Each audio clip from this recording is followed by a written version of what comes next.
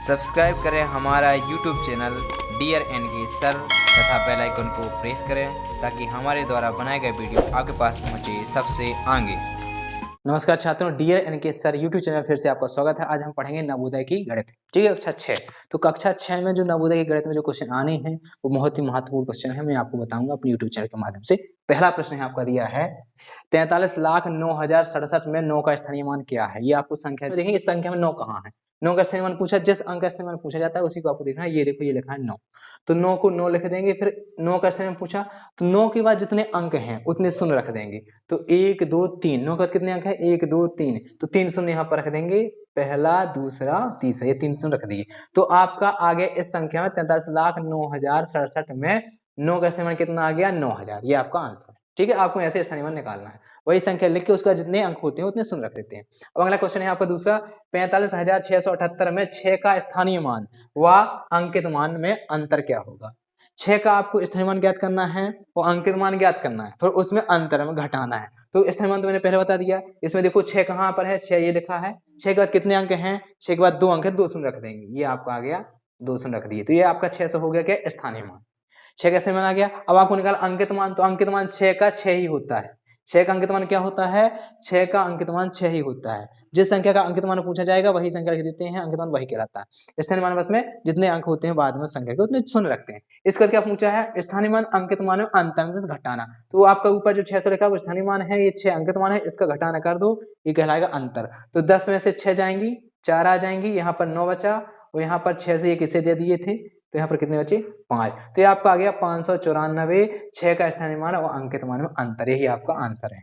तो हाँ, अगला क्वेश्चन है आपका 39,497 में कौन सी छोटी संख्या जोड़ी जाए कि योगफल 3 से पूर्णतः विभाजित हो जाए। ठीक है, संख्या आपको दी है 39,497 में छोटी संख्या जोड़ी जाए। कौन सी आपको छोटी छोटी संख्या जोड़नी है, योगफल 3 से पूर्णतः विभाजित हो जाए। ठीक है, आपके विकल्प भी दिए हैं। पहला 0 जोड़े, 1 जोड़े, 2 जोड़े, 4 जोड़े। इन 4 में से कोई एक विकल्प सही है। ठीक है, विकल्प ये क्वेश्चन है।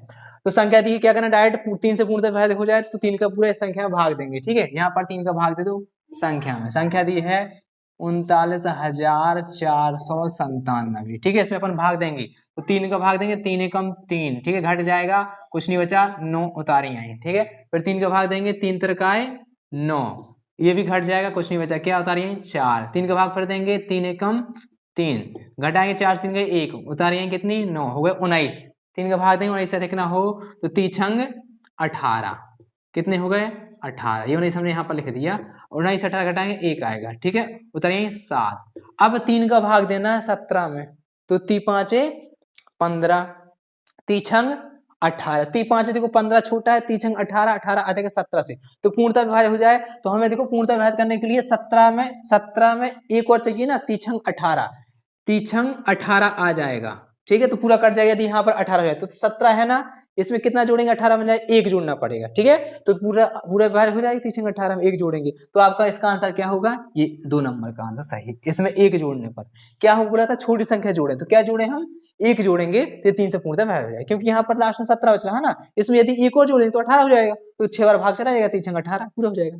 इसे इसमें लास्ट संख्या जो है ये लिखी है, इसमें पूछा गया कौन सी छोटी संख्या जोड़े, तो हम क्या जोड़ देंगे 1 जोड़ देंगे। यदि हम इसमें 1 जोड़ेंगे तो यहाँ पर 17 के जहाँ 18 हो जाएगा, तो 3 का पूरा भाग चला जाएगा, 3 × 18 बन जाएगा। ठीक है, अभी भाग नहीं जा रहा है, तो आपका आंसर क्या है 1 है, बन जाएगा।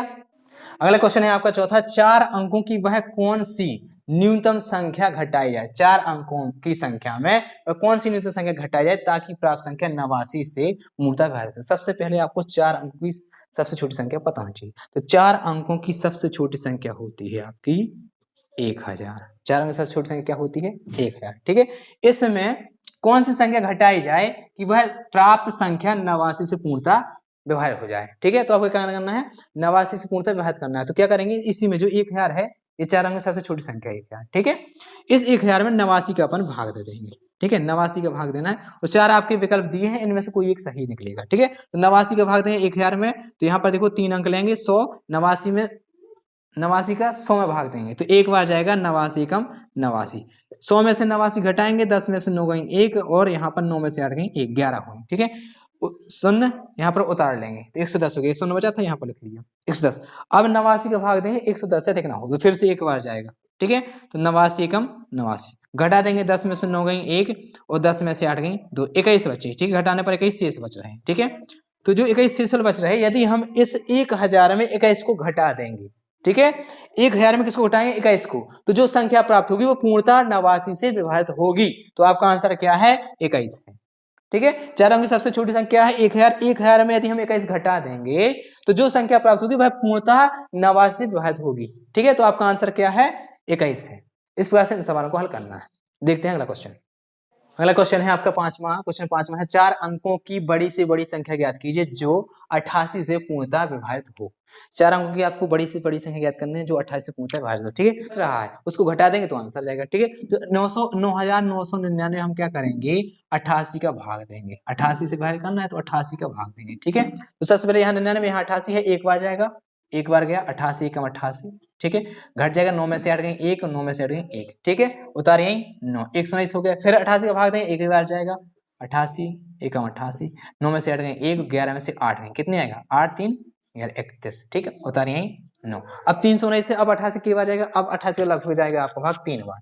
देखो 3 बार कर रहे हैं, 3 8 है 24 और 3 8 24 25 26 264। इसको घटा देंगे, 9 में से 4 गई 5 और 11 से 10 बचेंगे, ऐसे नहीं 9 में से 4 गई 5। ठीक है, और 11 से 6 गई 6 5 11, 55 बचा आपके पास शेष फल।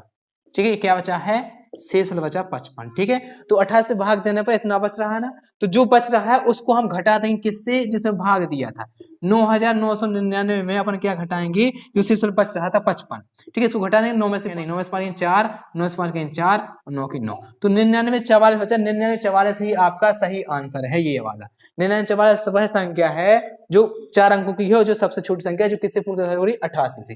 यह संख्या 99 44 88 से पूर्णतः विभाजित हो जाएगी। तो इन सवालों को आपको इस बार से हल करना है। अगला क्वेश्चन है 6वां, दिया है यदि 3 क्रमागत संख्याओं का योगफल 24 है तो बीच वाली संख्या का वर्ग क्या होगा।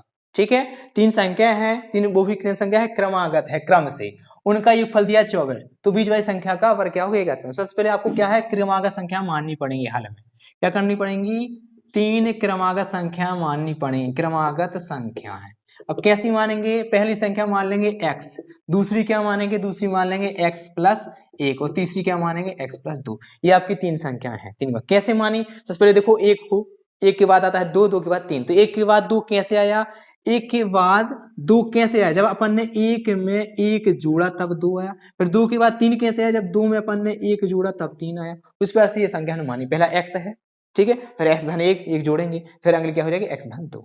इस प्रकार से आपकी 3 संख्या है। अब क्या दिया है, इन 3 संख्याओं का क्रमागत संख्याओं का योगफल कितना 24, तो प्रश्नानुसार रख देंगे।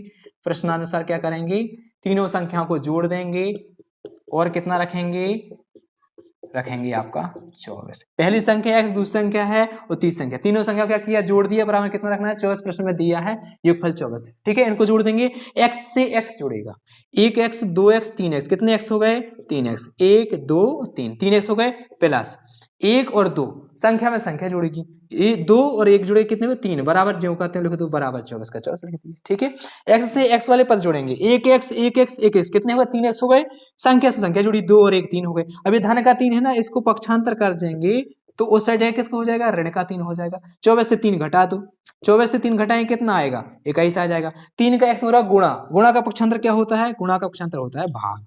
ठीक है, तो पक्षांतर 3 उस साइड ले गए, पक्षांतर भाग में 3 का भाग देंगे 21 में, 30 आते 21, तो ये आपकी सबसे छोटी संख्या। ठीक है, हमें कौन संख्या ज्ञात करनी है, बीच वाली संख्या, बीच वाली संख्या का वर्ग ज्ञात करना। सबसे पहले बीच वाली संख्या है, तो देखो ये पहली संख्या, ये दूसरी है, तीसरी, तो जो दूसरी संख्या है वही बीच वाली संख्या है। जो दूसरी संख्या है वो क्या है, बीच वाली संख्या है। तो बीच वाली संख्या आपकी क्या है, बीच वाली संख्या है आपकी x प्लस 1। संख्या आपको याद करनी है, बीच वाली संख्या है x प्लस 1, ये पहली संख्या है, दूसरी तीसरी संख्या जो हमने शुरू में मानी थी। बीच वाली संख्या x धन 1 है, x का मान निकला अपने 7 धन 1, 7 में 1 जुड़ा कितना हो गया 8, ये आपकी आ गई बीच वाली संख्या, 7 में 1 जुड़ा 8 आ गया, 8 है बीच वाली संख्या। प्रश्न में दिया है बीच वाली संख्या का वर्ग ज्ञात कीजिए, वर्ग, तो 8 का वर्ग ज्ञात करेंगे। 8 का वर्ग का मतलब होता है 8 गुणे 8, 8 का 8 में गुणा 8 है 64, 64 आपका आंसर है। 64 किस में है, तीसरे नंबर पे देखो ये आंसर 64 आपका आंसर। इस प्रकार से आपको इन सवालों को हल करना है। मिलते हैं नेक्स्ट वीडियो में।